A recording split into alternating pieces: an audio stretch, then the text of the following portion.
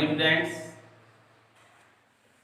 आज हम class 9th chapter first India size and location, Bharat आकार और स्थिति के बारे में जानेंगे। पिछली कक्षाओं में हम पढ़ चुके हैं ग्लोब, अक्षांश, देशांतर। आज हम जानेंगे कि भारत की स्थिति ग्लोब के ऊपर कैसी है और कितने अक्षांशों में वो फैला हुआ है, कितने देशांतरों में फैला हुआ है।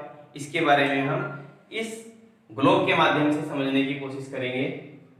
ये एक ग्लोबनुमा है और इसके अंदर ये जो 0 डिग्री वाली जो लाइन है, रेखा है, इसे कहते हैं विषुवत रेखा, जबकि 0 डिग्री जो देशांतर रेखा है वो है प्रमुख या मतलब 0 डिग्री वाली। इसके बाद हम बताएंगे कि जो भारत है, भारत 8 डिग्री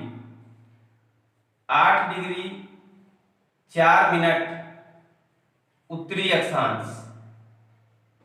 अक्षांश से लेकर 37 डिग्री 6 मिनट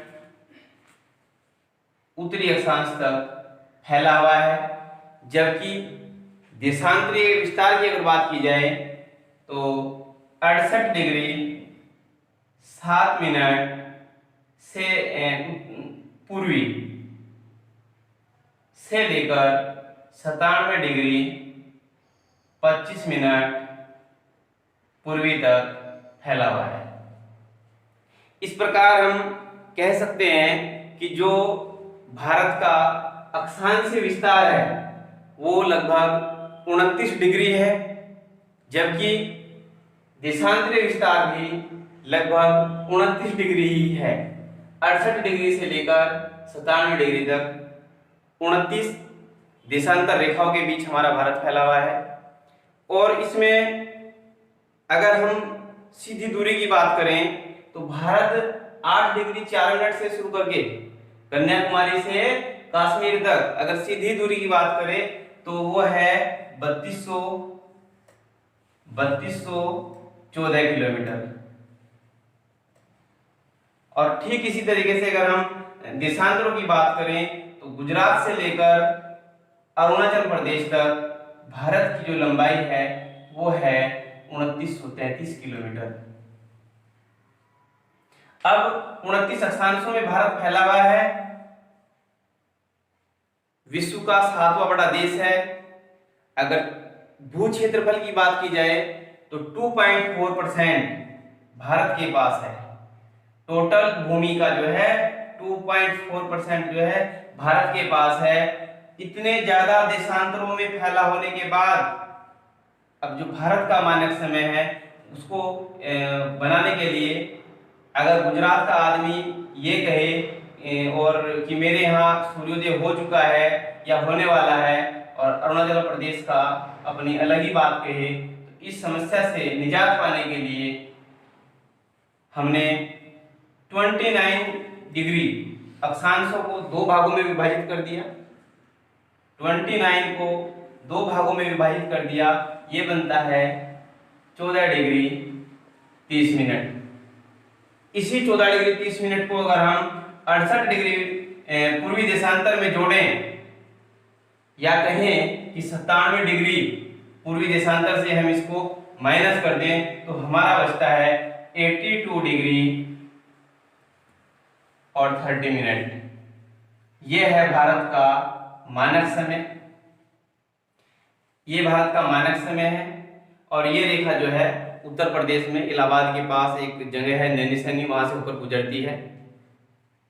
और जीएमटी ग्रीनिच मीन टाइम जो है उससे 5.5 घंटे आगे जो है हम। प्यारे छात्रों, अब आप यहाँ देख सकते हैं कि जो कर्क रेखा है 23.5 डिग्री 30 मिनट वो भारत के बीचों बीच से होकर गुजरती है, भारत को 2 हिस्सों में बांट देती है और ये भारत के 8 राज्यों को प्रभावित करती है। 8 राज्यों से होकर गुजरती है, जिसमें सबसे पहले गुजरात, राजस्थान, मध्य प्रदेश, छत्तीसगढ़, झारखंड, पश्चिम बंगाल, त्रिपुरा और मिजोरम। इस प्रकार से ये 8 राज्यों से होकर गुजरती है। और जो भारत की मानक समय रेखा है वो है 82.5 डिग्री। इस मानचित्र के माध्यम से हम ये भी समझ सकते हैं कि भारत के 8 पड़ोसी देश हैं: श्रीलंका, म्यांमार, बांग्लादेश, भूटान, नेपाल, चाइना, अफगानिस्तान और पाकिस्तान। ये जो भारत के पूर्वी हिस्से में बंगाल की खाड़ी है,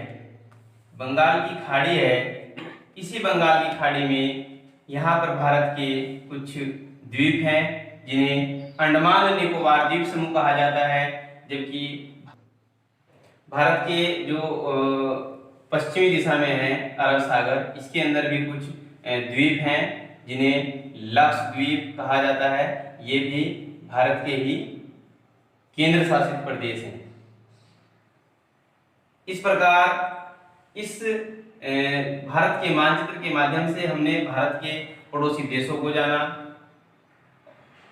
भारत की मानक समय रेखा को जाना, कर्क रेखा किन राज्यों से होकर गुजरती है ये जान लिया है, और भारत का जो देशांतरी विस्तार था एक बार फिर 68 डिग्री 7 मिनट से लेकर 97 डिग्री 25 मिनट तक ये जाना।